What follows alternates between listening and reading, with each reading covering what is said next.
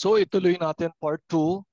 So dito ay makikita natin na nagkaroon ng malaking enkwentro ang mga malakhim patungkol sa hindi nila pagpayag na mapasakamay ni Moshe Rabbeinu ang kabanalan na iniingat-ingatan ni Hashem. Ngunit binigyan ni Hashem ng wisdom, ng chokmah si Moshe Rabbeinu upang tanungin ang mga malakhim. At ang unang tinanong ni Moshe Rabbeinu sa mga malakhim, sa mga angels, ang sinasabi ng Torah ay, honor your father and your mother, that you may live long in the land and that it may be well with you. May question to you, Malachim. Meron ba kayong nanay at tatay para ito ay inyong gampanan ng utos ni Hashem? Sinundan pa ni Moshe Rabbeinu ang sabi ng Holy Torah, you are not to steal. Nagkaroon ba kayo ng ikaranasan na merong nakawan ng nangyari sa Hashamay na kung saan pwede niyong sundin o hindi sundin ang Torah Kedusha? Alam natin lahat ang mga malakhim ay banal. Walang nagkakasala sa kanila nung panahon ni Moshe Rabbeinu sapagkat tapos na yung aklasan sa panahon ni Lucifer na naging hasatan. Ito ay hinatulan na ni Hashem. Kaya yung mga natitirang mga malakhim ay holy and pure at nasa napakatataas at tugatog ng kanilang kabanalan. Kaya, paano nyo ito masusunod? At naririto rin sa Torah, Kedusha, na sinasabi na Hashem na huwag mong pag-iimbutan ang asawa ng iba. Kayo ba ay may asawa? Na pwede ninyong pag-iimbutan ang asawa ng may asawa? Hindi ba kayo ay wala? Nung marinig yun ng mga malakhim, hindi ba ito ay talagang binigay ni Hashem bago pa lalangin ng langit at lupa ang Torah na banal? Ito ay para sa amin. Kaya ito'y kukunin ko. Hindi dahil ako'y banal, ang sabi ni Moshe Rabbeinu, kundi ako ay nais sumunod kay Hakadosh Baruch Hu, sa Holy One, blessed be He. At kahit hindi ako banal, ako ay mabubuhay sa pagsunod upang ako ay magpapakabanal sa pamamagitan ng Torah HaKedoshah na sadyang banal. Nung marinig yun ng mga malakhim, sila ay nagbigay daan at kinuha ni Moshe Rabbeinu at ibinaba niya doon mula sa Har Sinai. Ganun kabanal. Pero sinasabi rito na Baruch atah Hashem Eloheinu melech haolam. Bakit sinabing Noten ha Torah? Blessed are you, Hashem our God, King of the universe, who gives us His Torah. Bakit sinabing present tense? Who gives us? Kagaya ngayon, yung mga iba sa inyo nasa Africa, yung mga iba sa inyo ay nasa Australia, yung mga iba ay nasa iba't ibang panig ng mundo. Pero bakit sinabing, Blessed are you, Hashem, our God, King of the universe, who has who gives, present tense, His Torah. Ang ibig sabihin, every day, yung Holy Torah ay may bisa araw-araw sa ating mga buhay. Ano ang bisa ng Torah sa ating buhay araw-araw? Katunayan, pagbabalik ng ating Haring Mesaya, akala ba ninyo hindi na tayo mag-aaral ng Torah? Sa Hashamayim? Sa Gan Eden? Tayo ay patuloy na tuturuan ni Hashem sa pamamagitan ng kanyang anak na si Yeshua ng Holy Torah, ngunit isang mataas na version pang Hashamayim, hindi na pang lupa. It's still Torah, my friends. It's still Shabbat, my friends. It's still the Torah of Hashem na kung saan ay kinuha ni Moshe Rabbeinu doon sa Hashamayim, ibinaba niya doon sa Har Sinai. Ngunit hanggang ngayon, tayo ay binibigyan niya ng Torah. Ano yung binibigyan niya ng Torah yon? That is the Torah Shabi Alpe. The Torah Shabi Alpe. This is the living Torah. Pakinggan ninyo maigi. Ito yung buhay na Torah na kung saan ay nababasa natin, napapakinggan natin, kada merong shiur, merong drush na ipinangangaral, at ito ay ating ipinamumuhay. This becomes a living word. The word became flesh. Yung Torah ay hindi lamang nasa ating puso, hindi lamang ating nasa isip, kundi ito ay ating ipinamumuhay, mga minamahal.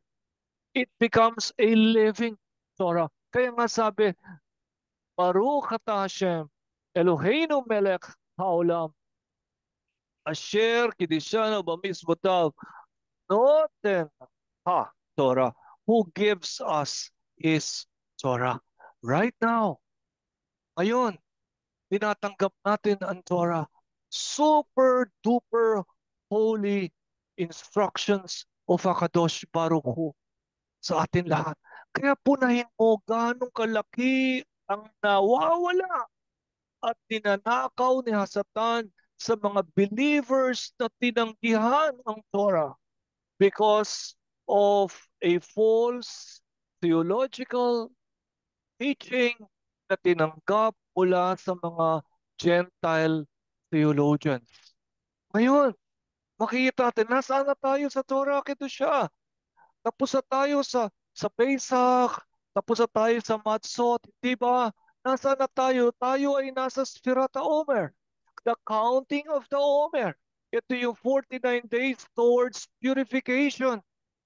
Purification para tayo mapadalisay ni Hashem.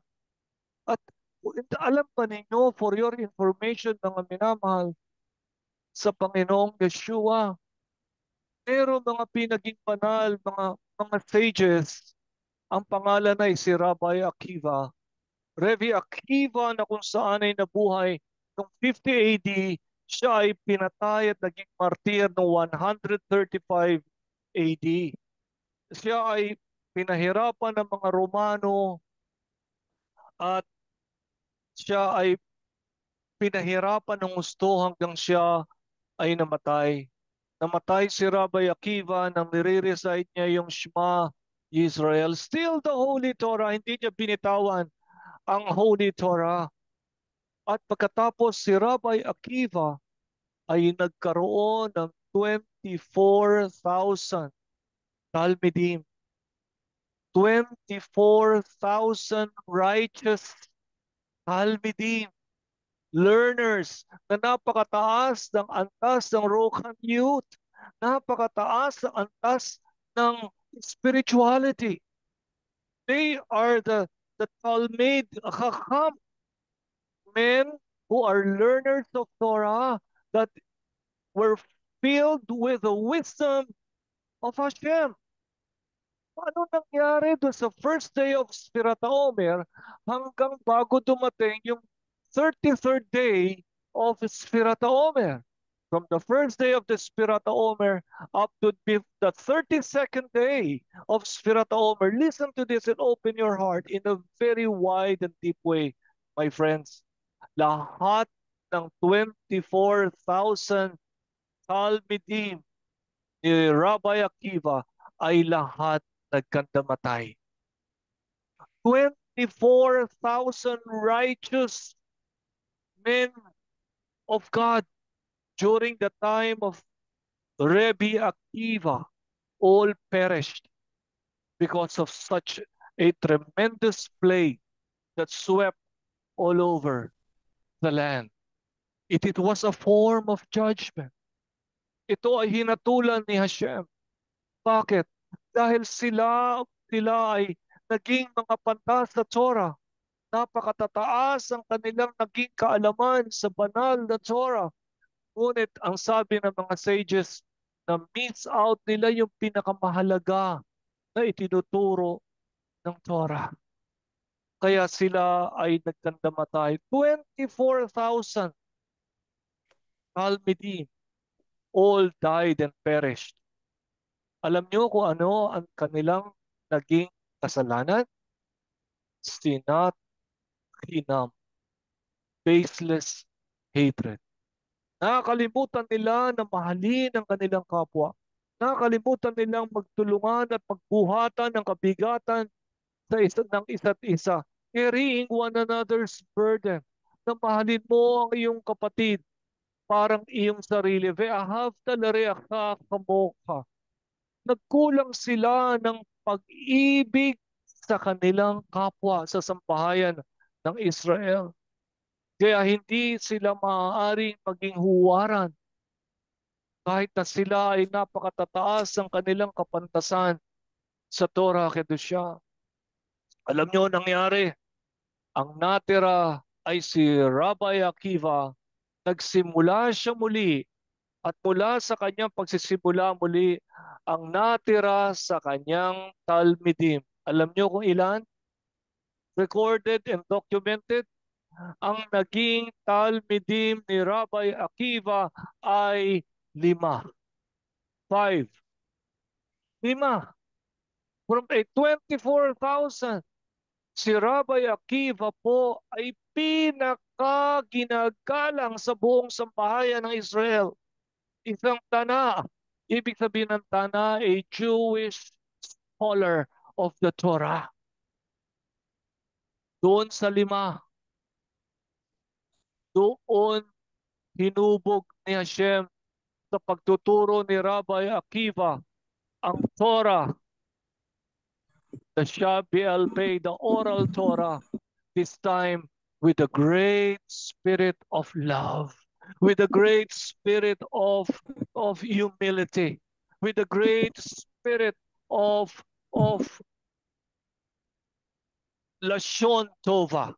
The good words, walang Lashon Hara, walang sinat hinam, meron baseless love.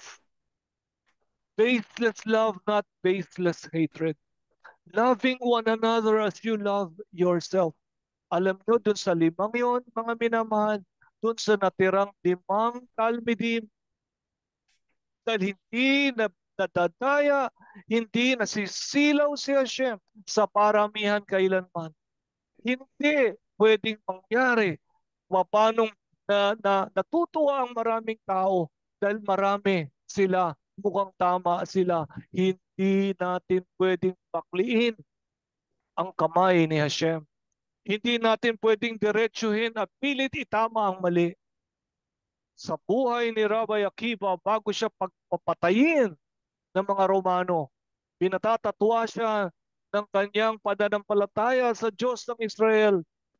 Bago niya binigay ang huling Shema Israel, siya ay winawasak ang kanyang katawan, pinuputol doon sa publiko. Hashem Eloheinu, Hashem Echad. Nakapag-raise up po siya ng 5 talmidim. Doon sa 5 talmidim, sumibol ang mga dakila ng mga Tanaim, mga Jewish scholars na kung saan isinulat ang Torah, Shabayal Pei, the oral Torah, na hanggang ngayon ay pinakikinabangan ng bawat isa. Alam ba ninyo, kahit si Rav Shaul, Apostle Paul, kahit si Rav Kefa, Apostle Peter, kahit si Rav Yaakov, Apostle James, na dapat ay Apostle Yaakov, sila Rav Yehuda, Apostle Jude, sila Rav Yohanan, John. Alam po ba ninyo, yung mga apostol ng Panginoong Yeshua, malaki ang kanilang tunay na hidush,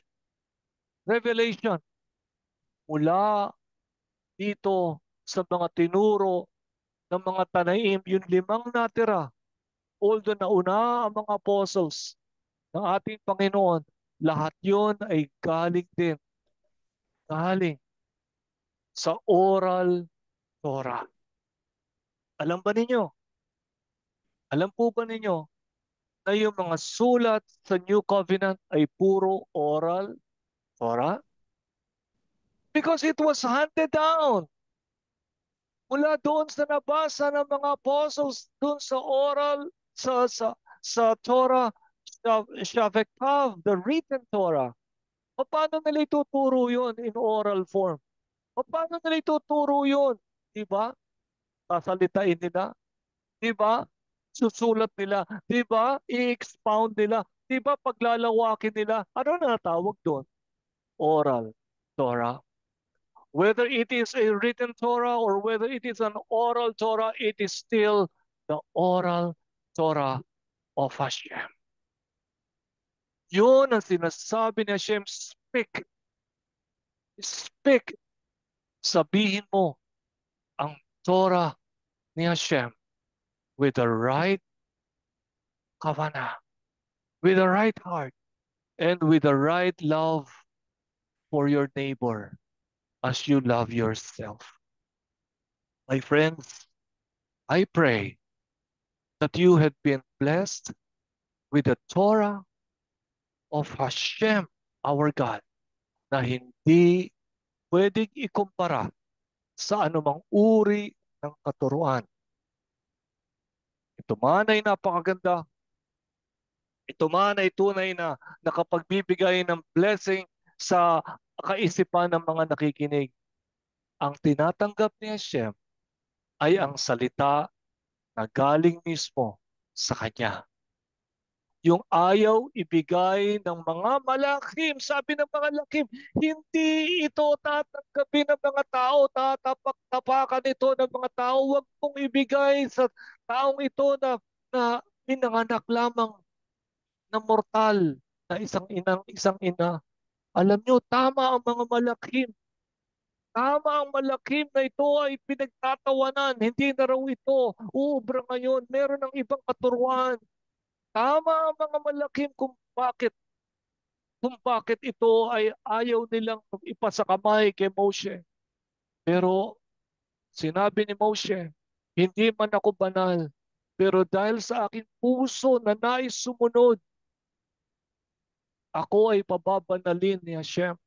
Hindi galing sa aking kabanalan, kundi galing sa kabanalan ni Hashem, sa kabanalan ng kanyang bugtong na anak na si Yeshua, ang buhay na Torah, at sa kabanalan ng kanyang totoong salita na ang tawag ay Holy Torah.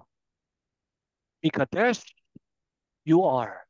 Ibig sabihin, you are being Mikadesh. You are being renewed every day, every day. Hindi ba? Di ba lalong yun ang katanggap-tanggap ni Hashem? Yung hindi tayo karapat-dapat, ngunit dahil sa ating sariling kapasyahan, sa ating sariling desisyon, gusto kong sumunod sa kabanalan ni Hashem, sa kanyang Torah, kahit ako ay walang kasama, kahit maglingkuhan na sila ng maglingkuhan, kahit Wednesday sila ng mag-Wednesday, kahit mag-Bible study sila ng kung ano-anong topic ng mga Gentile theologians, mananahan ako sa Torah ni Hashem. I will speak.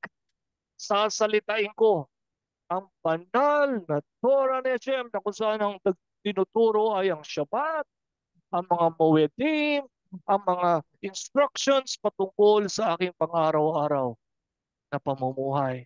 Ito ang magbabago ng aking pagaspang, maling pag-uugali, maling pamumuhay. Inaamin ko, ako'y makasalanan. Ngunit ako ay lilinisin, babaguhin, papapanalin ni Hashem sa pamamagitan ng kanyang banal na Torah. And with that, beloved, my friends, Hashem, our God, is highly exalted.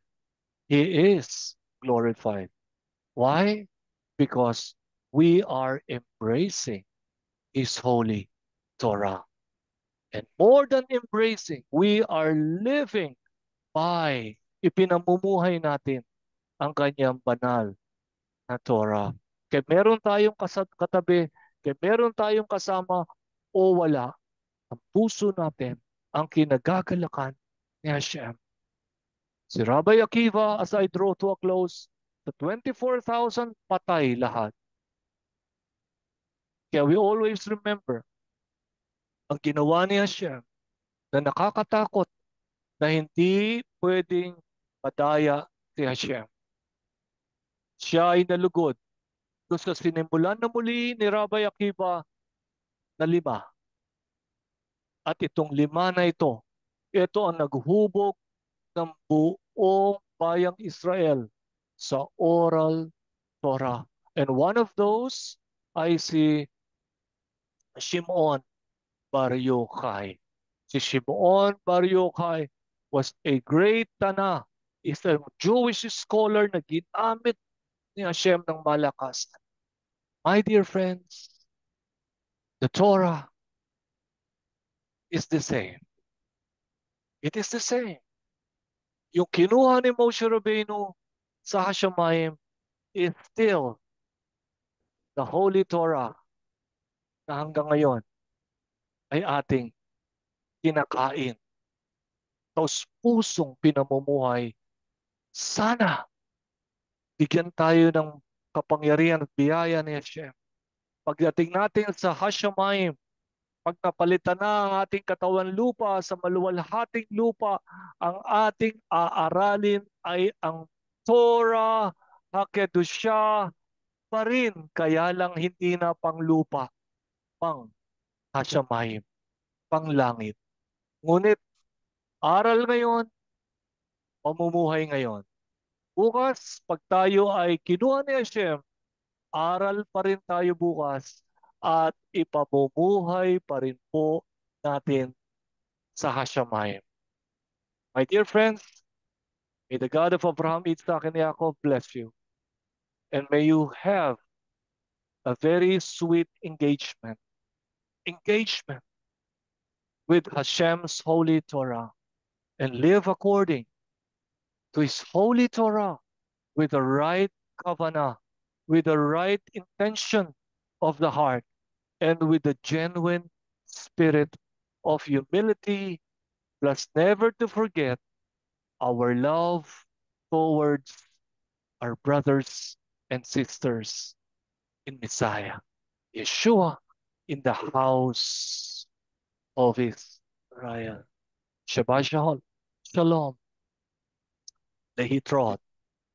Shabbat Shalom. Kultu.